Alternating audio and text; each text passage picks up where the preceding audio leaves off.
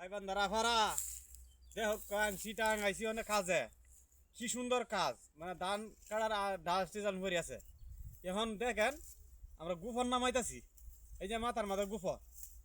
এখন বায়ারের তাড়াতাড়ি ফাটা হয় 1,000 টাকা রোজ কাজ করলে, এই 10 কেজি গুহলে কি কাজ করতে তো না, তাড়াতাড়ি ফাড়ান তাড়াতাড়ি।